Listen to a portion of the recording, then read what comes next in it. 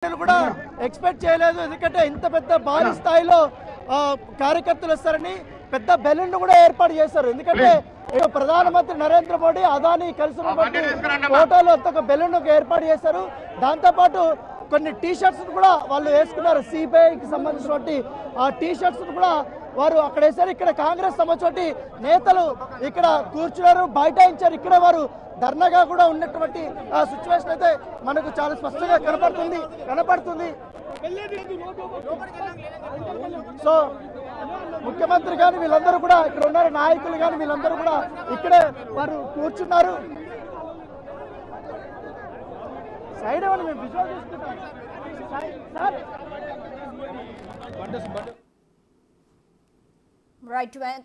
Right రానా, మీరు hold ఉండండి. అయితే మనం విజువల్స్ లో చూడొచ్చు, బిగ్ టీవీ స్క్రీన్ పై ఎక్స్క్లూజివ్ గా సీఎం రేవంత్ రెడ్డి రోడ్డుపై బైఠాయించి నిరసన తెలుపుతున్న పరిస్థితి. సీఎం వెంట మంత్రులు ఇంకా కాంగ్రెస్ శ్రేణులు కూడా భారీగా తరలి వచ్చిన పరిస్థితి మనకు కనిపిస్తుంది. అయితే రోడ్డుపై కూర్చొని వినూత్నంగా నిరసన తెలుపుతున్నారు. ఇక బారికేడ్స్ నెట్టుకుంటూ కూడా కాంగ్రెస్ శ్రేణులు అయితే లోపలికి వస్తున్న పరిస్థితి కనిపిస్తుంది. ర్యాలీలో ఉప ముఖ్యమంత్రితో పాటు పలువురు ఎమ్మెల్యేలు కూడా పాల్గొన్నారు.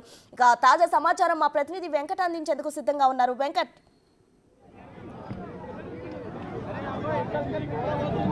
ప్రసన్న, రాజ్భవన్ ముందు ఒక్కసారిగా కాంగ్రెస్ పార్టీ శ్రేణులు ఒక్కసారిగా రాజ్భవన్ ముట్టడికి పిలుపునివ్వడంతో ఒక్కసారిగా మొత్తం కూడా ఈ ప్రాంతం అంతా కూడా పూర్తిగా కిక్కిర్చిపోయినటువంటి సిచ్యువేషన్ ఉంది. ఇక్కడే రాజ్భవన్ ముందట ముఖ్యమంత్రి, ఉప ముఖ్యమంత్రి, మంత్రులు, ఎమ్మెల్యేలందరూ కూడా రోడ్డు పైన బైఠాయించి అదానీ పైన పూర్తి స్థాయిలో విచారణ జరపాలంటూ నిరసన వ్యక్తం చేస్తున్నటువంటి నేపథ్యం స్పష్టంగా కనిపిస్తుంది.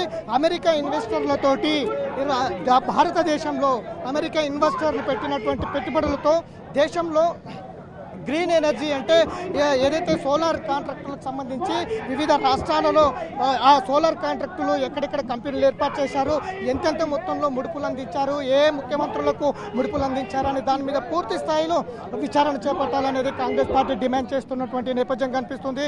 దాదాపు అదానీ గ్రూప్కు సంబంధించిన అంశంలో ఇంతకు ముందే హిండెన్బర్గ్ కావచ్చు, ఆ తర్వాత తాజాగా అమెరికా ఆయన మీద కేసులు కూడా నమోదు చేసినటువంటి నేపథ్యం ఉంది. గతంలోనే హిండెన్బర్గ్ ఇచ్చినటువంటి సంచలన విషయాలపైన కూడా పూర్తి స్థాయిలో విచారణ చేపట్టలేదు. ఈసారి సెబీకి సంబంధించిన ఈ దేశ సెబీకి సంబంధించిన చైర్మనే ఏకంగా అదానీ కంపెనీలో పెట్టుబడులు పెట్టడం పైన కూడా పెద్ద దుమారమే అయింది. పార్లమెంట్లో కూడా అదే రచ్చ జరుగుతూ ఉంది. పార్లమెంటు స్థాపించినప్పటి నుంచి కూడా ఇదే రచ్చ జరుగుతున్నటువంటి నేపథ్యం కనిపిస్తూ ఉంది. గతం నుంచి కూడా ఇదే అంశంలో పూర్తి స్థాయిలో చర్చ జరిపేందుకైతే గతం నుంచి కూడా పార్లమెంట్లో ఇదే అంశంపైన చర్చ జరుపుతున్నటువంటి నేపథ్యం ఉంది. కానీ అందుకు భిన్నంగా మోడీ ప్రభుత్వం అదానీ పైన ఎలాంటి చర్చ జరపకుండా పార్లమెంటును వాయిదా వేస్తూ కాలయాపన చేస్తున్నటువంటి నేపథ్యం కూడా కనిపిస్తూ ఉంది. ఇదంతా కూడా అదానీ మోడీ ఇద్దరు బాయ్ అదానీ మోడీ ప్రభుత్వంలోనే అత్యధికంగా ధనవంతునిగా ప్రసిద్ధికెక్కి ఇవాళ ప్రపంచ స్థాయిని శాసించే స్థాయికి ఇవాళ అదానీ ఎదిగారా అనేది కాంగ్రెస్ పార్టీ ఆరోపిస్తుంది. అందులో భాగంగానే ఈ దేశ సంపద మొత్తం